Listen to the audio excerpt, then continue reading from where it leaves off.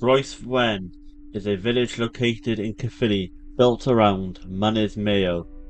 Translated to the Mountain of Blame in English, the history of the mountain goes back all the way to the Neolithical era. It is believed there is a burial site located on the mountain with 40 half-burnt painted bodies underneath the mountain. Mynydd Meio is also believed to have had Roman troops stationed there during the Roman occupation of Wales. Now, the small village of Groes Wen is located south of the mountain, but west of the mountain in the hills is the ruins of a farmhouse. It has a very haunted look, but it does have a past of its own, with a legend attached to it.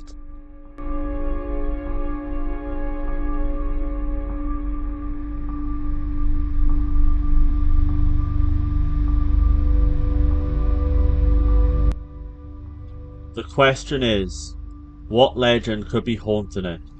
But first, let's talk about the farm. Mynydd Meio Farm is a farmhouse tucked away in the hills. The land where it sat on was owned by the Marquis of Bute. It was occupied by the Richards family, who were hard-working farmers. The family bought the land eventually off the Marquis in 1924, while the Lloyds family, who are the same family, moved into a farm in the Upper Boat area in Pontypridd. 4 generations of the Richards family would live in the farmhouse. Howard and Gloria Richards were the first generation to live in the house after its purchase. They would have a son named Daniel, who would marry a lady called Carol, and they would take on the farm. From here, the legend of Mynydd Meio will become a horror for the Richards, and it would begin as Shinny was watching over. A scream and continued wailing was heard aloud one night by a male member of the Richards family, which is believed to be Howard. He must have thought not much about it, probably asked Gloria did she hear it, but she didn't. Howard might have passed her off as his imagination.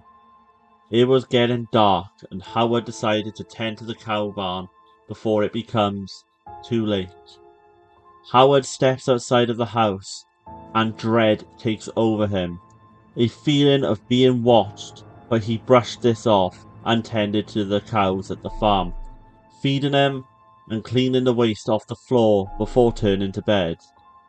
That night, Howard started to feel tired, but he could not brush off the screams and wails he heard earlier in the evening. Eventually, he fell asleep next to his beloved wife. The sun eventually rised and Howard passed away in his sleep. Gloria was distraught and shocked by the sudden death of Howard. She screamed for Daniel, and he would enter the room to see the lifeless body of his father. No one understood why the sudden passing of a man who was healthy and an active farmer. It confused them, but they would have to arrange a funeral for Howard. It was held in the nearby St. Elan Church. The family would see Daniel become the owner and the head of the farm. Although the sudden loss of his father, Daniel decided to carry on running the farm with the help of his wife Carol. Daniel was proud of the farm and wanted to do his father proud. Daniel and Carol had a daughter born at the farm named Angharad, and would later help out at the farm the older she got. As time healed Daniel's and Gloria's wounds, more tragedy would strike them. A cold, wet night in November 1935, just over 6 years after Howard's death, Daniel was tending to his haystack and he could be sobbing in the distance. Confused, Morgan creeped out. Daniel looked over the mountain. The wind carried the sound in almost an eerie effect in the cold night. The rain stopped briefly. Daniel thought a storm was about to carry over to them, from the direction of Abertraduth. He decided that he should head back to the house and stay away from the storm. Daniel returned back to the house, and a warm chicken dinner was prepared by Gloria and his wife Carol. As he ate with his family, Angharad insisted to clear up the table for her family, and Gloria helped her remove plates and clean them in the kitchen. Daniel mentioned to Carol that the wind was making a weeping sound. It passed her off to the oncoming storm. Daniel was right, and thunder and lightning and heavy rain was heard as the night became darker. That night, Daniel helped his daughter in going to sleep as she was struggling to settle due to the storm. He read her a part of the magic pudding before she eventually drifted asleep. Daniel would then settle into bed with Carol.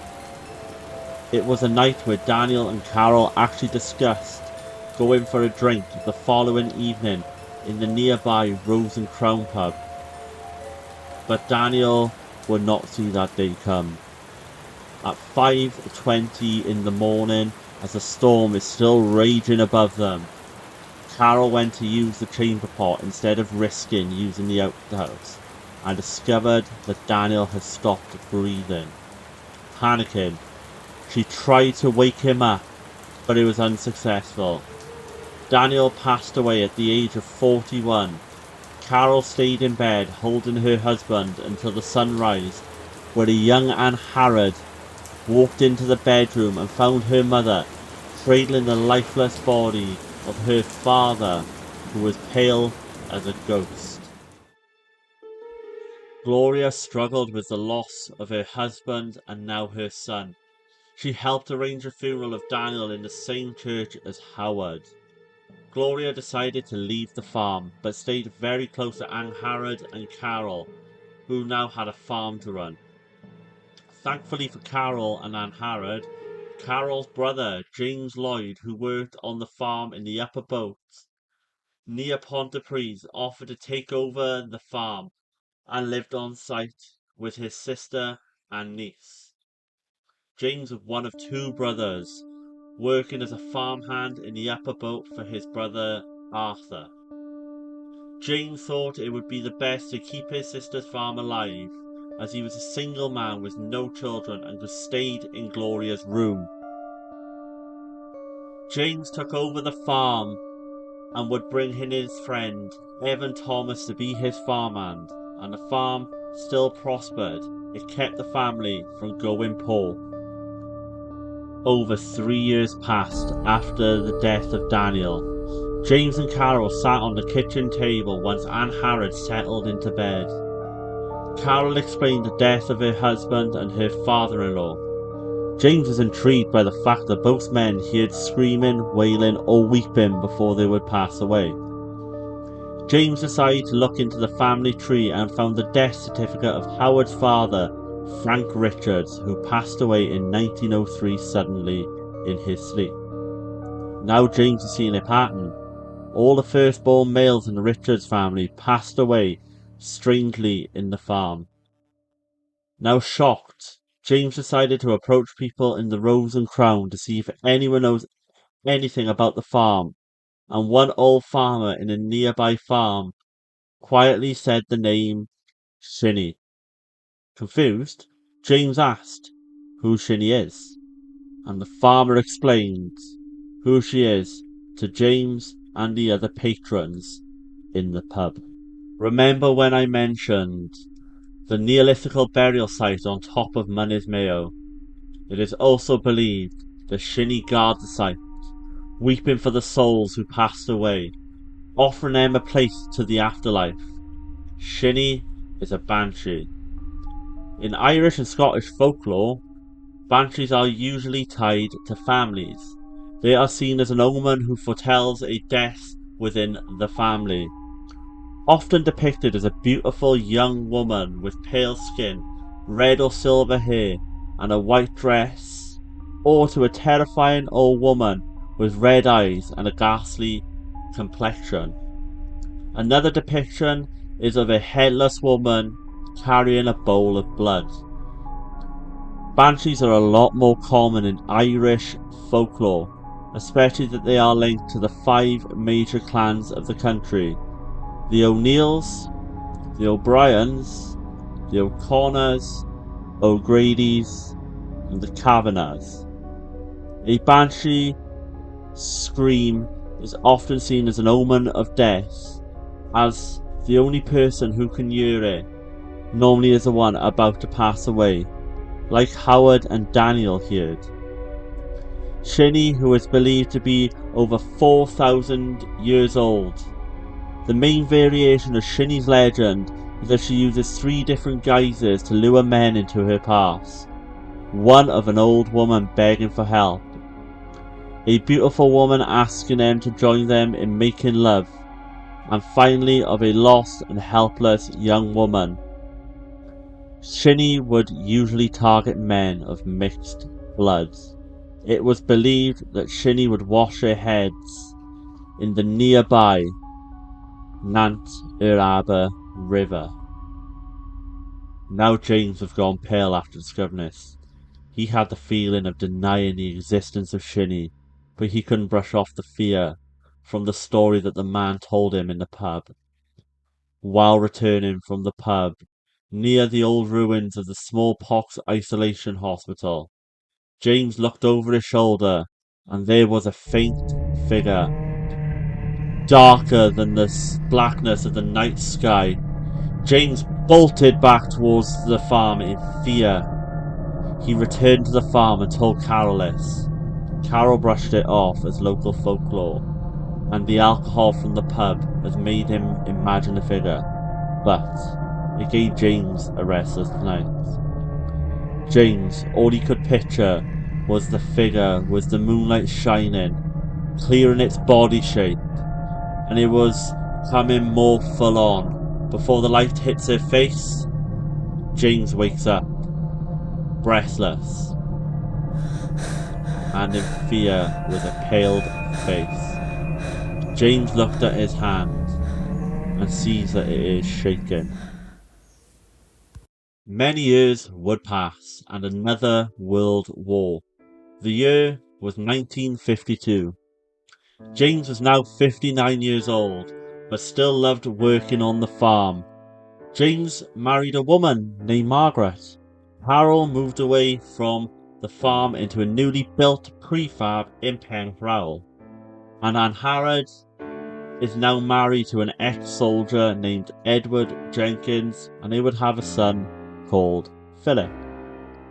James' brother Arthur now also works at the farm, with him leaving his own farm at the Upper Boat. Life was good. James placed a huge silver crucifix on the door of the barn. It was March of 1952, around 6 p.m. Arthur and James were attempting to get the cows back into the barn, ready for the night. Arthur could hear a faint but soft crying around the area where the large tree stood at the end of the field. Fear quickly took over him. When he looked over, no one was there. He heard the stories of Shinny off his brother and started to realise that it could be true. Arthur would keep this to himself and turned to his brother and asked him to go to the pub for a pint after they finished with the cows. James accepted, and the pair went to the White Cross in Groeswen. The two brothers had a few drinks, talked a lot about their childhoods together. James noticed, though, that there was something wrong with Arthur, and when he asked what's up, Arthur tried to say there was nothing wrong, but James could see through his brother. Arthur ordered one more round and decided to tell James what happened. James begged his brother not to stay over the farm, but Arthur seemed to accept his fate. The reason Arthur sold his farm is that his wife Alice passed away in 1947 from tuberculosis, and all his children has left the farm, with one of them living in Australia. Arthur insisted to his brother to enjoy the last drink they had together, because he needed to meet Alice again. The pair walked home in the dark, with James taking his time to enjoy the last moments he had with his brother. Arthur felt like Shinny was calling to him, as he could hear weeping once again. When the pair arrived at the farm, where Arthur went to bed, James told his brother that he loved him for the final time and was going to miss him. James closes the door and collapsed to the ground in tears. The morning would come, a bright, sunny, early spring morning. A scream was heard and Arthur woke up. He opened the door and Margaret was trying to bring James back round. Arthur zoned out, in realization that Shinny didn't weep for him. Arthur exited the house and went to the cow barn. He checked on the back of the door and realized that one of the cows knocked the silver crucifix over.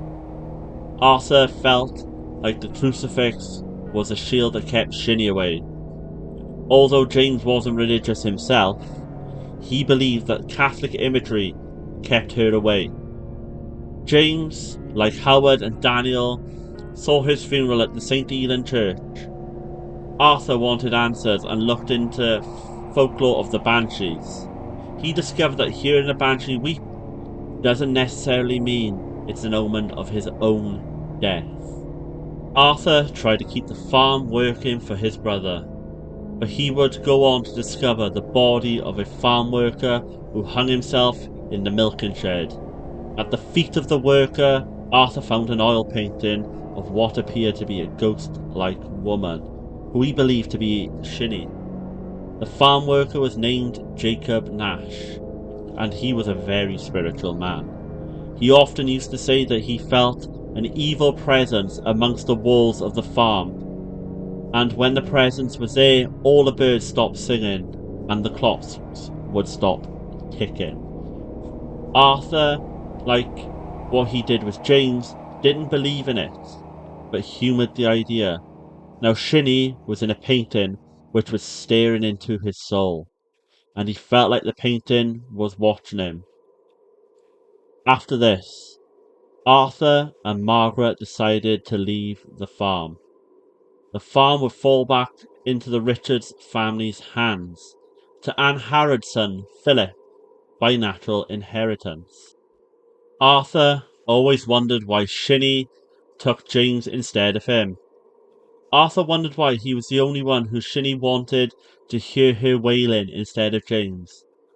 Arthur fell ill as soon as he left the farm. It was stage 4 brain cancer, and Arthur believed that Shinny was spiting him for leaving the farm. Arthur knew his life was ending, and he vowed to ensure Anne Harrod and Philip never step foot on Mynydd Meio. Philip, who never visited the farm, and in 1961 he would visit his uncle on his deathbed at the Caerphilly Miners' Hospital. Arthur was talking to Philip and Anne Harrod and made them promise to never go up to Mynydd Meio farm, as it was the embodiment of evil. No good comes from that farm, as it reeks of death. Flowers don't grow on the land, and it's been watched over by something that we don't understand. Philip promised his dying uncle that he would never go to the farm, and a few days later, Arthur passed away. Philip, to this day, has never been to Mynydd Meio, and now he is the last male member of the Richards family. Philip has always wondered what would happen if he stepped foot on Mynydd Meio and visited the ruins of the farm. He has believed in Shinny, always, and the fear has always been on his mind. The fear of hearing a scream, or of a woman who wails gently, carried by the wind.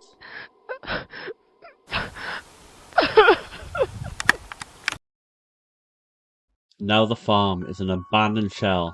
There's a street in the Rhondda Valley leading up to Mynydd Meio named Banshee, and for Shinny, she is always here, watching over her mountain. The Banshee waits on the road. She waits at the ford, a ford she uses to wash the heads. The heads she tirelessly collects. Good night.